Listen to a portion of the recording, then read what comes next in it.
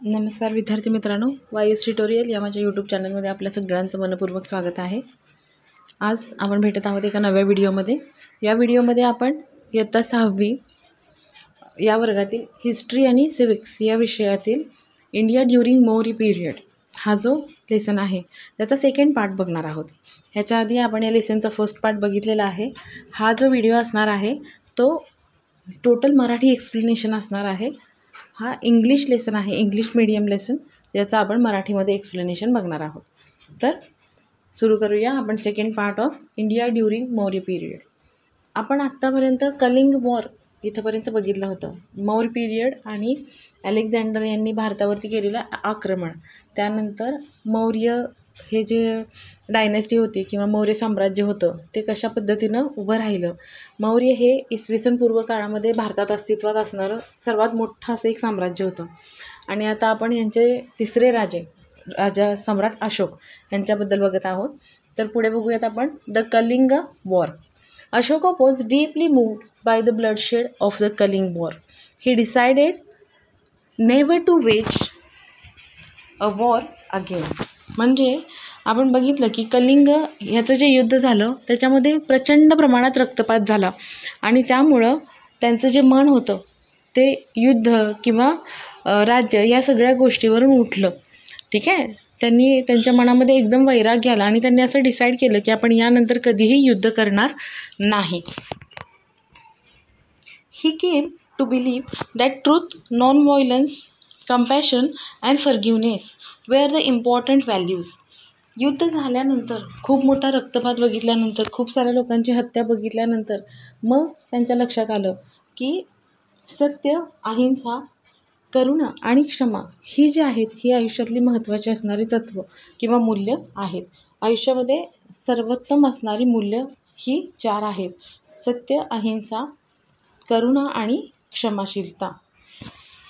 Ashoka wanted to spread these teachings among the common people and therefore he had pillar edict and stone inscriptions engraved throughout his kingdom. आता हे जे तत्त्व जी त्यांच्या लक्षात आली किंवा त्यांना जी काही जाणीव झाली युद्धानंतर किंवा रक्तपातानंतर की आपल्या आयुष्यातली मूल्य ही वेगळी आहेत, आयुष्य आपण वेगळ्या मूल्यांच्या आधारे जगलं पाहिजे, ती आपल्या सामान्य जनतेलासुद्धा सांगता यावी किंवा सामान्य जनतेलासुद्धा माहिती करून देता यावी म्हणून त्यांनी त्यांच्या राज्यामध्ये ठिकठिकाणी शिलालेख कोरले, तसंच स्तंभ उभारले ज्याच्यावरती या सगळ्या तत्त्वांची माहिती किंवा त्यांच्याबद्दलच्या ह्या ज्या काही संकल्पना आहेत त्या लोकांना एक्सप्लेन केलेल्या होत्या। असे काही पिलर्स आणि शिलालेख त्यांनी पूर्ण राज्यामध्ये त्यांनी उभारले। These writings are in a Brahmi script. In this inscription, he is referred to as Devanampiyo Piyadasi, beloved of the god, and he who looks on with affection. तर हे जे स्क्रिप्ट त्यांनी लिहिलेले होते तर ते ब्राह्मी या स्क्रिप्टमध्ये होते। हे जे सगळे त्यांनी संदेश लिहिले खांबावरती, स्तंभावरती किंवा शिलालेखांवरती, हे ब्राह्मी या स्क्रिप्टमध्ये होते। आणि ह्याच्यावरती काय म्हटलं होतं, हे जे इन्स्क्रिप्शन्स होते ते काय सुचवत होते, काय रेफर करत होते, ह्याच्यामध्ये अशोकाला त्यांनी रेफर केलं होतं देवनामपियो पियादासी, बिलव्ड ऑफ द गॉड, जो देवाचा लाडका आहे, and he who looks on with affection, तो जो प्रेमाने सर्वांकडे बघतो, सर्वांकडे बघण्याचा त्याचा जो दृष्टिकोन आहे तो प्रेमाचा आहे, जो प्रेमाने बघतो आणि जो देवाचा लाडका आहे। Another encryption states that 8 years after the ascended the throne he made the conquest of Kalinga and had change of heart on seeing the devastation it caused. म्हणजे त्या आणखीन एक जो शिलालेख आहे तो काय सांगतो की जवळपास 8 वर्ष त्यांनी राज्यकारभार केला किंवा मौर्य साम्राज्याचा राज्यकारभार केल्यानंतर 8 वर्षानंतर त्यांनी कलिंगाचं युद्ध केलं आणि त्याच्यामध्ये रक्तपात किंवा त्यातला संहार बघितल्यावर त्यांनी काय केलं तर त्यांचं जे मन होतं ते बदललं। त्यांच्या ज्या काही व्हॅल्यूज होत्या, बेसिक व्हॅल्यूज ज्याच्यावरती ते विश्वास ठेवायचे, म्हणजे याआधी त्यांनी फक्त कॉन्कर केले कलिंगावरती म्हणजे आक्रमण केलं आहे, तिकडे ते जिंकण्यासाठी प्रयत्न केला, म्हणजे जिंकलं आहे त्यांनी already he conquered the Kalinga. पण त्यानंतर मात्र त्यांनी त्यांचं मन बदललं आणि मग ते आयुष्यामध्ये दुसऱ्या सत्य अहिंसेच्या मार्गावरती चालू लागले. An inscription of Emperor Ashoka at Delhi Topda shows that he had put strict restriction on the hunting of bats, monkeys, rhinoceros and on a setting fire to forest.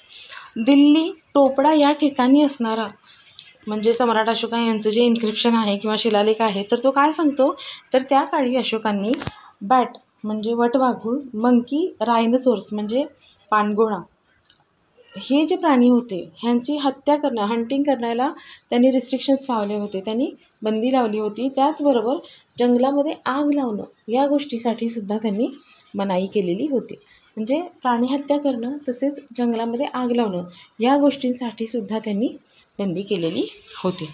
म्हणजे बघा, जेव्हा कलिंगाचं युद्ध झालं त्यानंतर त्यांना असं लक्षात आलं की आपण आपलं आयुष्य वेगळ्या मार्गाने जगलं पाहिजे. ते त्यांनी स्वतः आचरणात आणलं, आपल्या सामान्य जनतेपर्यंतसुद्धा पोचवलं. त्यासाठी त्यांनी वेगवेगळे शिलालेख लिहिले आणि प्रत्येक शिलालेख काहीतरी वेगळी माहिती आपल्याला देतो. म्हणजे अशोक हा जो आहे तो देवाचा लाडका आहे आणि तो लोकांकडे बघतानासुद्धा अगदी प्रेमाने बघतो. किंवा त्याने 8 वर्ष जवळपास मौर्य साम्राज्याचा राज्यकारभार केला, पण जेव्हा त्यांनी कलिंगावरती आक्रमण केलं आणि तिकडचा संहार बघितला त्यावेळेला त्याने त्याचं मन बदललं. त्याचबरोबर त्याने प्राणी हत्या आणि जंगलामध्ये आग लावणं या सगळ्या गोष्टींवरती बंदी घातलेली होती. म्हणजे जे काही गोष्टी त्यांनी आचरणात आणल्या त्या त्यांनी वेगवेगळ्या शिलालेखामार्फत लोकांपर्यंत पोहोचवल्या. Emperor Ashoka's work for the spread of a religion. Ashoka had embraced Buddhism. He had convened the third religious council on Buddhism at Patliputra. Ashoka sent his own son Mahendra and daughter Sanghamitra to Sri Lanka. तर अशोकांनी काय केलं, बुद्ध या धर्माचं त्यांनी म्हणजे आत्मसात केला किंवा या धर्माला त्यांनी मान्य केलं, त्या धर्माला फॉलो करायला लागले. आणि त्यांनी काय केलं तर या धर्माची धार्मिक परिषद जी आहे ती पाटलीपुत्र या ठिकाणी ऑर्गनाईज केली. Third religious council on Buddhism at Pataliputra, म्हणजे बुद्धिझम या विषयावरती त्यांनी तिसरी धार्मिक परिषद जी आहे ती पाटलीपुत्र इथं आयोजित केली. त्याचबरोबर म्हणजे त्यांनी स्वतः बुद्ध धर्माचा स्वीकार केला. त्याच्यासाठीची जी परिषद होती तिसरी परिषद ती त्यांनी पाटलीपुत्र इथं अरेंज केली. त्याचबरोबर त्यांचा मुलगा महेंद्र आणि मुलगी संघमित्रा यांना काय केलं तर बौद्ध धर्माच्या प्रचारासाठी त्यांनी श्रीलंकेला पाठवलं. Sri Lanka for the spread of Buddhism, बुद्ध धर्माच्या प्रचारासाठी त्यांनी श्रीलंकेला पाठवलं. He also sent both the bhikkhus to West Asia आणि Central Asia for spreading Buddhism. त्याचबरोबर त्यांनी जे बौद्ध भिक्खू होते त्यांना आपण बौद्ध भिक्षू असं म्हणतो, तर त्यांनाही वेस्ट एशिया म्हणजे पश्चिम आशिया आणि सेंट्रल आशियामध्ये बौद्ध धर्माच्या प्रचारासाठी पाठवलं. ही ऑल्सो बिल्ट मेनी स्तूप अँड विहाराज. त्यांनी भरपूर स्तूप आणि विहारांची सुद्धा रचना केली किंवा बांधकाम केलं. Try this. Prepare a report about the public welfare activities carried out by the institution in your locality. तुमच्या लोकॅलिटीमध्ये असणाऱ्या ज्या काही संघटना असतात वेगवेगळ्या, त्या पब्लिक वेलफेअर म्हणजे लोककल्याणासाठी काय करतात, कोणकोणत्या योजना राबवतात किंवा कोणकोणत्या ॲक्टिव्हिटी करतात त्याच्याबद्दल एक रिपोर्ट तुम्हाला तयार करायचा आहे. म्हणजे योजना कशा पद्धतीच्या आहेत, त्यामुळे लोकांना काय फायदा होणार आहे, म्हणजे ती योजना कशी लागू केली जाते, म्हणजे त्याचं फॉर्मेशन, इम्प्लिमेंटेशन आणि रिझल्ट अशा एक नॉर्मल पद्धतीचा रिपोर्ट जो आहे तो तुम्हाला बनवायचा आहे. पब्लिक वेलफेअर ॲक्टिव्हिटीज, पुढचा जो पार्ट आहे लोककल्याण activities. Emperor Ashoka laid stress on the creation of a facilities for the welfare of a public. म्हणजे त्यांनी कशावरती भर दिला, सम्राट अशोकांनी कशावरती भर दिला तर creation of a facilities for the welfare of a people, म्हणजे लोकांच्या कल्याणासाठी वेगवेगळ्या सुविधा तयार करण्यावरती त्यांनी भर दिला. For example, he made provision for a free medicines and a medical treatment for a people as well as for animals. उदाहरणार्थ काय म्हणू शकतो आपण, लोकांना सुविधा मिळाव्या ह्यासाठी त्यांनी भर दिला. म्हणजे नक्की काय केलं तर लोकांना तसेच जनावरांना, म्हणजे people as well as for animals, लोकांना तसेच जनावरांना मेडिसिन्स आणि मेडिकल ट्रीटमेंट फ्री मिळावे ह्यासाठी त्यांनी प्रोव्हिजन केली. त्यांनी कशासाठी कायदा केला तर लोकांना आणि जनावरांना म्हणजे फ्रीमध्ये अगदी मोफत उपचार तसंच औषधं मिळावी. He built many roads and planted trees for shade on the both side of the roads. He dug wells and built dharmashalas. त्यांनी काय केलं, भरपूर रस्त्यांचे बांधकाम केले आणि त्या रस्त्याच्या दोन्ही बाजूला सावलीसाठी त्यांनी झाडेसुद्धा लावली. म्हणजे बघा, आपण हा जो एरा बघतोय तो इसवी सन पूर्वचा आहे. त्यावेळेला कन्स्ट्रक्शन किंवा ट्रॅव्हलिंग ह्या सगळ्या गोष्टी आत्ता इतक्या फारशा प्रगत नव्हत्या. तर त्या काळी त्यांनी लोकांना वाहतुकीसाठी किंवा ये जा करण्यासाठी रस्ते बांधले. उन्हापासून वाचण्यासाठी किंवा दिवसभर लोक त्या काळी चालत किंवा घोड्यावरून प्रवास करायचे. त्यामुळे रस्त्याच्या कडेला त्यांनी झाडंसुद्धा लावली जेणेकरून रस्त्यावरती सावली असावी. त्याचबरोबर त्यांनी विहिरी बांधल्या आणि धर्मशाळासुद्धा बांधल्या. म्हणजे आता आपण जर कुठेही गेलो तर राहण्यासाठी आपल्याकडे बरेचसे सोर्सेस असतात, पण त्या काळामध्ये असं नव्हतं. एका गावातून लोक एकतर चालत, पायी किंवा बैलगाडी किंवा घोडागाडी अशा साधनांचा वापर करून दुसऱ्या गावी जायचे. आणि दुसऱ्या गावीही जर समजा कोणी रिलेटिव्ज नसतील किंवा मुक्काम करायचा असेल, एका दिवसात पोहोचणं शक्य नसेल, तर राहण्यासाठी लोकांना सोयीस्कर व्हावं म्हणून त्यांनी धर्मशाळासुद्धा बांधल्या. धर्मशाळा ही अशी ठिकाणं असतात जिथं येणारे वाटसरू आहेत जे रात्रीचं मुक्काम करू शकतात किंवा त्यांच्या जेवणा खाण्याची जी सोय आहे ती तिथं होऊ शकते. Administration during the Maurya period. Maurya period तेव्हाच्या काळातलं administration. Patliputra was the capital of the Maurya Empire. For the sake of administration convenience, the empire was divided into 4 regions, each with its own capital. बघा, पाटलीपुत्र हे जे आहे ते तेव्हा मौर्य जे साम्राज्य होतं त्याचं कॅपिटल आहे. पाटलीपुत्र हे ठिकाण मौर्य साम्राज्याची राजधानी आहे. पण तेव्हा ॲडमिनिस्ट्रेशनमध्ये कन्व्हिनियन्स व्हावा किंवा त्यांचं जे काही प्रशासन आहे ते स्मूथली चालावं. खूप मोठं साम्राज्य आहे आणि पूर्ण साम्राज्याचं प्रशासन एका ठिकाणाहून नाही होऊ शकत. जसं मी तुम्हाला म्हटलं की कम्युनिकेशनची साधनं, आता आपण मोबाईल घेतला, जगाच्या कुठल्याही कोपऱ्यामध्ये बघितलं, तेव्हा अशा टेक्नॉलॉजीज नव्हत्या. लोक चालत जाणार, घोड्यावरून जाणार, म्हणजे कम्युनिकेशनसाठी राज्याच्या एका टोकातून दुसऱ्या टोकात जायचं म्हटलं तर त्यांना बरंच टाईम कन्झ्युमिंग होतं, वेळ जाणारी प्रक्रिया होती. आणि म्हणूनच प्रशासनामध्ये त्यांना अगदी कन्व्हिनियन्स व्हावा, ते अगदी स्मूथली चालावं म्हणून त्यांनी काय केलं की राज्याचे 4 भाग केले आणि प्रत्येक भागाची एक वेगळी अशी कॅपिटल किंवा राजधानी त्यांनी बनवलेली होती. तर फर्स्ट आहे ईस्टर्न रिजन, तोशाली, ओडिसा. पहिला जो भाग आहे तो पूर्व भाग आहे, ओडिसा भाग, ज्याची राजधानी जी आहे ती तोशाली आहे. Western region is Ujjaini, Madhya Pradesh. जो पश्चिम भाग आहे त्यांच्या राज्याचा, मध्य प्रदेशचा भाग, तिकडची राजधानी उज्जैनी आहे. साऊथर्न रिजन इज सुवर्णगिरी, राजधानी आहे कनकगिरीने, कर्नाटका.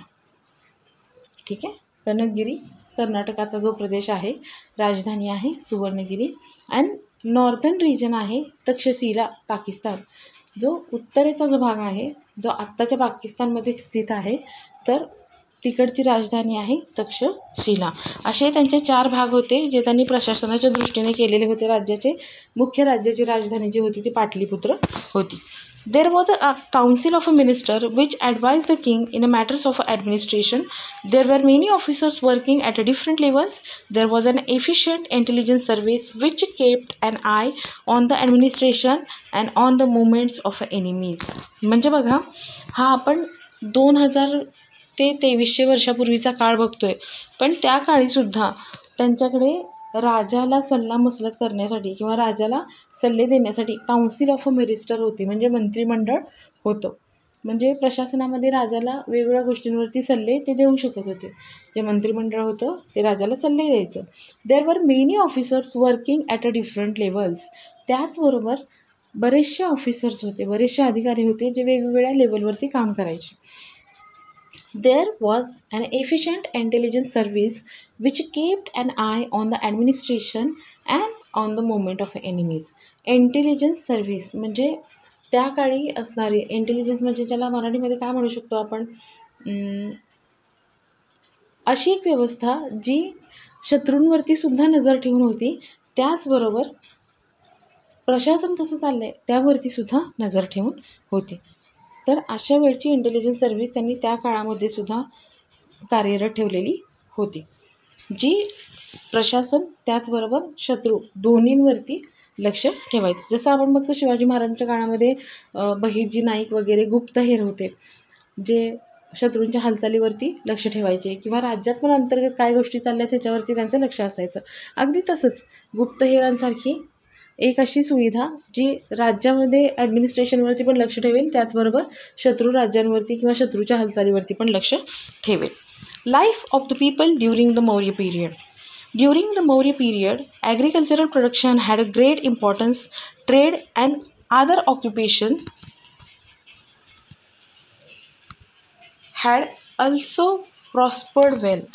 त्यावेळी मौर्य काळामध्ये ॲग्रिकल्चर हे जे होतं ते मुख्य ऑक्युपेशन होतं. म्हणजे मुख्यत्वे लोकांचा जो व्यवसाय होता तो शेती होता. शेतीवरती बऱ्याचशा गोष्टी आधारित होत्या, पण त्याचबरोबर इतर जे व्यवसाय होते ते सुद्धा भरभराटीला आलेले होते. There were many occupations like a carving and engraving on ivory, weaving and dyeing clothes, and a metalwork. Black glazed pottery was also produced. Shipbuilding was carried out on the larger scale. In metalwork, the technology of making articles of other metals as well as those of iron had developed. म्हणजे लोक बऱ्यापैकी शेतीवर जरी अवलंबून असले तरी इतर व्यवसायातसुद्धा खूप भरभराट होती. इतर व्यवसायसुद्धा खूप नावारूपाला आलेले होते, ज्याच्यामध्ये कुठले महत्त्वाचे होते तर carving and engraving on ivory, हस्तितंतांवरती कोरीव काम करणं, कलाकुसर करणं. त्याचबरोबर weaving and dyeing of a cloth, कपडे विणणं आणि त्यांना रंगकाम करणं. डाय म्हणजे शक्यतो कलर करणे, कपड्यांना कलर करणे. त्याचबरोबर मेटल वर्क म्हणजे धातुकामसुद्धा त्यावेळी केलं जायचं.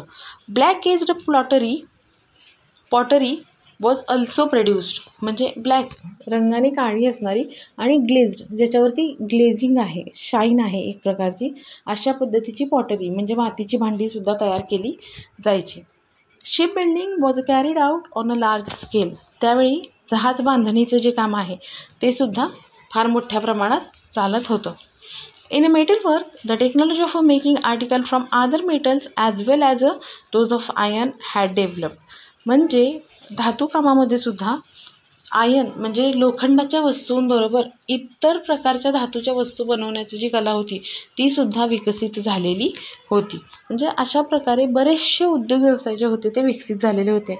लोक कपडे तयार करायचे, त्यांना डाईंगचं काम करायचे, वेगवेगळ्या धातूंची भांडी बनवली जायची, मातीची भांडी बनवली जायची, म्हणजे शिप बांधणी, जहाज बांधणीचे जे उद्योग होते ते चालायचे.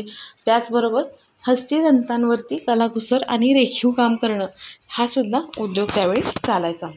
Different festivals and functions were celebrated in villages and towns. Dance and music concerts were a part of a entertainment. आता त्यावेळी बघा वेगवेगळे फेस्टिवल्स आणि फंक्शन्स, तर वेगवेगळे सण आणि समारंभ त्यावेळी सेलिब्रेट केले जायचे. गावामध्ये वेगवेगळे सण समारंभ सेलिब्रेट केले जायचे आणि डान्स आणि music concerts were the part of a entertainment, म्हणजे नृत्य आणि संगीत हे त्यांच्या मनोरंजनाची त्यावेळी साधनं होती. नृत्य आणि संगीत. Wrestling bouts and chariot races were popular and so were board game and chess. Chess was called Ashtapada. त्यावेळी सण समारंभामध्ये नृत्य आणि म्युझिक असायचंच, पण इतर वेळेला कुस्ती, रेसलिंग आणि चॅरेट रेस म्हणजे रथांची शर्यत. आता जशी आपण बैलगाड्यांची शर्यत बघतो तसं त्या काळी रथ होते, तर रथांची शर्यत हा सुद्धा त्यावेळी लोकांचा आवडता खेळ होता किंवा हे खेळ जे होते आहेत ते पॉप्युलर होते. आणि बोर्ड गेमसुद्धा त्यावेळी अस्तित्वात होत्या, म्हणजे पटावरती खेळल्या जाणाऱ्या गेम. आता जसं आपण बुद्धिबळ खेळतो किंवा बाकीचे काही खेळ खेळले जातात पाठावरती जमिनीवरती आखून, त्या पद्धतीनं त्यावेळी असे बोर्ड गेम जे होते ते सुद्धा चालायचे. आणि चेस हा त्यावेळीसुद्धा खेळला जायचा, ज्याला आता आपण बुद्धिबळ म्हणतो चेस, तो त्यावेळीही खेळला जायचा आणि त्यावेळी त्याला अष्टपद असं म्हणायचे. बघा चेस आपण आत्ताही खेळतो, त्याच्यामध्ये 8 घरं असतात, 8x8 64 अशा त्याचे छोटे छोटे घरं असतात आणि त्याच्यामध्ये आपण खेळतो. तर तेव्हा चेसला अष्टपद हे असं नाव होतं. हा एवढा छोटासा वरचा भाग बघूयात आपण. Do you know the official seal of the government of India is based on the capital or a pillar head of the Ashoka pillar at Sarnath. बघा, official seal of the government of India. Bharat सरकारचा जो काही official seal आहे किंवा शिक्का आहे ज्याला आपण म्हणू, तो जो आहे तो सारनाथ येथील अशोक स्तंभाचा जो पिलर हेड आहे, म्हणजे त्याचं जे वरचं टोक आहे, सारनाथ येथे असणाऱ्या अशोक स्तंभाचं जे वरचं टोक आहे त्याच्यावरून तो घेण्यात आलेला आहे. The Ashoka pillar has 4 lions on the horizontal strip. Below each lion there is a wheel or a chakra. हा जो अशोक स्तंभ आहे त्याच्यावरती 4 लायन्स आपल्याला दिसतात. म्हणजे हा जो आहे तो त्याचा वरचा भाग आहे ज्याच्यावरती आपल्याला 4 लायन्स दिसतात. तुम्ही इथे बघू शकता, आपल्याला 3 समोरून दिसत आहेत. एक जो आहे तो ह्या समोरच्याच्या ऑपोजिट आहे. आणि हे जे लायन्स आहेत त्याच्या खाली आपल्याला एक हॉरिझॉन्टल स्ट्रिप दिसते, एक आडवी पट्टी दिसते बघा, ज्याच्यावरती हे चक्र आहेत किंवा व्हील्स आहेत. हे जे आहे हे चक्र किंवा व्हील त्याच्यावरती आपल्याला आडव्या पट्टीवरती दिसतं. Similarly on the side there is a horse on one side and the bull on the other side of the चक्र. हा जो चक्र आहे त्याच्यावरती एका साईडला आपल्याला हॉर्स दिसतो आणि एका साईडला आपल्याला बुल दिसतो. त्याचबरोबर ह्याची जी अपोजिट साईड आहे, म्हणजे ही फ्रंट साईड आहे जी आपल्याला दिसते, ह्याची जी अपोजिट साईड आहे, similarly on the side that is not in a view on the seal there is an elephant and a lion on the either side of the chakra. म्हणजे बघा, एका बाजूला आपल्याला बैल आणि घोडा दोघंजणं दिसत आहेत. जी बाजू आपल्याला विजिबल नाही आहे, जी पाठीमागच्या बाजूला आहे, तिथेसुद्धा आपल्याला एलिफंट आणि लायन म्हणजे बघायला मिळू शकतात. जर आपण बघितलं तर ते तिथं अस्तित्वात आहेत, ते तिथं कोरलेले आहेत. म्हणजे वरती 4 सिंह जे उभे आहेत, ठीक आहे, 4 सिंहाच्या वरतीची आडवी पट्टी आहे, त्याच्यामध्ये मग बैल, घोडा, हत्ती आणि सिंह असे 4 वेगवेगळे प्राणी कार्व केलेले आहेत आणि त्यांच्यामध्ये जे आहे ते आपल्याला चक्र बघायला मिळतं. Art and literature. During the period of emperor Ashoka the art of rock cut sculptures was promoted. The pillars erected by Ashoka are excellent specimen of Indian sculpture. हा तर जेव्हा सम्राट अशोकांचा काळ आहे त्या काळामध्ये art of rock cut sculptures म्हणजे जे दगड आहेत ते कट करून जे स्कल्पचर्स बनवले गेले, ठीक आहे, तर ते प्रमोट केलं गेलं किंवा त्यांचा विकास झाला. दगडांमध्ये कोरून स्कल्पचर्स बनवणं किंवा वेगळे वेगळे आकृत्या, आकार, मूर्त्या तयार करणं, ही जी कला आहे ती त्यावेळेला मोठ्या प्रमाणात प्रमोट केली गेली. The pillars erected by Ashoka are excellent specimen of Indian sculpture. म्हणजे त्यावेळी जे पिलर अशोकस्तंभ जे उभा केले, सम्राट अशोकांनी जे वेगळे वेगळे अशोकस्तंभ उभारले, तर ते त्या काळामध्ये असणाऱ्या भारतीय कलाशैलीचे अत्यंत उत्तम असे नमुने आहेत. त्यावेळी हे जे होते स्कल्पचर्स वेगळे वेगळे जे डेव्हलप केले गेले आपण म्हणू किंवा ज्यांच्यामध्ये एक वेगळी कला विकसित केली गेली, तर हे जे स्तंभ आहेत ते त्यांचे त्या काळातले उत्तम नमुने आहेत जे आत्ता आपल्याला बघायला मिळतात. There are excellent carvings of animals like a lion, elephant, bull on these pillars. The chakra or a wheel on the Ashok pillar at Sarnath has a place of honor on the Indian national flag. म्हणजे बघा, हे जे शैली त्यांची विकसित झाली किंवा त्या काळात जी प्रमोट केली गेली, तर त्याच्यावरती काय केलं जायचं, तर त्या खांबावरती किंवा ज्याच्यावरती ते कोरीव काम केले, ज्या दगडामध्ये ते कोरीव काम केले त्याच्यावरती हत्ती, बैल किंवा घोडा अशा प्राण्यांचं जे आहे ते कोरीव काम केलं जायचं, बरोबर. The excellent carving of animals म्हणजे प्राण्यांचं अगदी हुबेहूब कोरीव काम किंवा चित्रण केलं जायचं. हे जे चक्र आपल्याला दिसतंय जे अशोक स्तंभावरती आहे सारनाथ येथे, तर हे चक्र जे आहे त्या चक्राला आपला जो नॅशनल फ्लॅग आहे त्याच्यावरती पण एक स्पेशल किंवा ऑनर प्लेस आहे असं आपण म्हणू. कारण आपण बघतो आपला जो फ्लॅग आहे, आपला जो तिरंगा आहे, त्याच्यावरती मध्ये व्हाईट स्ट्रिपमध्ये आपल्याला एक चक्र दिसतं ब्ल्यू कलरमध्ये असणारं. ते जे चक्र आहे ते सुद्धा ह्या अशोक स्तंभावरून कॉपी केलेलं आहे किंवा अशोक स्तंभावरून घेतलेलं आहे. The pillar has lions on all 4 sides but only 3 are visible from the front. This is the official seal of government of India. हे जे अशोक स्तंभ आहेत त्याच्यावरून आपण हे आपली भारतीय मुद्रा आपण वरती बघितलं तसं जी घेतलेली आहे, तर त्याच्यामध्ये आपल्याला 4 सिंह दिसतात बरोबर, पण त्यातले फक्त 3 जे आहेत ते विजिबल आहेत. एक जो सिंह आहे तो पाठीमागच्या बाजूला आहे, जो आपण समोरून बघू शकत नाही. आणि हे जे आहे ते आपली भारताची ऑफिशियल किंवा शासकीय मुद्रा आहे. The cave sculptures at Barabar Hills carved during the period of Ashoka are well known. These caves are in Bihar. They are the oldest cave sculpture in India. आता बाराबार ह्या ठिकाणी म्हणजे ज्या काही टेकड्या आहेत 12 टेकड्या या ठिकाणी जे स्कल्पचर्स आपल्याला दिसतात तर ते सुद्धा अशोकाच्या काळामधले अगदी वेल नोन स्कल्पचर्स आहेत. आत्ता सद्यस्थितीला त्या ज्या गुहा आहेत त्या बिहार इथे आहेत आणि ते भारतामधले सगळ्यात ओल्ड असे असणारे किंवा पुरातन असे असणारे स्कल्पचर्स आहेत. After the death of emperor Ashoka the Maurya empire began to decline. After the Mauryas many new states and some empires also emerged in India. म्हणजे आता आपण बघितलं की अशोक यांच्या काळामध्ये सुद्धा मौर्य साम्राज्यामध्ये खूप भरभराट होती. म्हणजे आधी मौर्य साम्राज्य जेव्हा सुरू झालं किंवा हळूहळू ते वाढत गेलं, त्यानंतर मात्र काय झालं तर अशोकांनी आपला जो मार्ग होता राज्यकारभाराचा जो मार्ग होता तो बदलला. पण त्या काळीसुद्धा त्यांनी लोकांना खूप साऱ्या सुविधा उपलब्ध करून दिल्या, खूप साऱ्या कला वेगवेगळ्या रोजगारांना प्राधान्य दिलं. पण अशोक यांच्या मृत्यूनंतर मात्र काय झालं तर मौर्य साम्राज्याला हळूहळू उतरती कळा लागली आणि त्यानंतर मौर्यांच्या नंतर बरेच राज्य नवीन आणि बरेच राजे उदयास आले. The Maurya empire was the largest empire in ancient India. In the next chapter, we shall discuss the political and the cultural happenings in the post-Maurya period. ठीक आहे. तर मौर्य हे जे होतं ते तेव्हा अस्तित्वात असणारं एक बऱ्यापैकी खूप मोठं साम्राज्य होतं आणि पुढच्या लेसनमध्ये आपण मौर्यांच्या नंतर पॉलिटिकल किंवा कल्चरल जे काही बदल घडले ते आपण बघणार आहोत. तर हा जो आहे हा लेसन इथे संपलेला आहे, इंडिया ड्युरिंग मौर्य पिरियड. तुम्ही हा व्हिडिओ आवर्जून बघा. जर तुमच्या काही शंका असतील तर मला कमेंट करून विचारा. जर तुमचे काही सजेशन्स असतील तर तुम्ही तीही मला सांगा. आणि माझ्या व्हिडिओला लाईक करा, शेअर करा आणि सबस्क्राईब करा.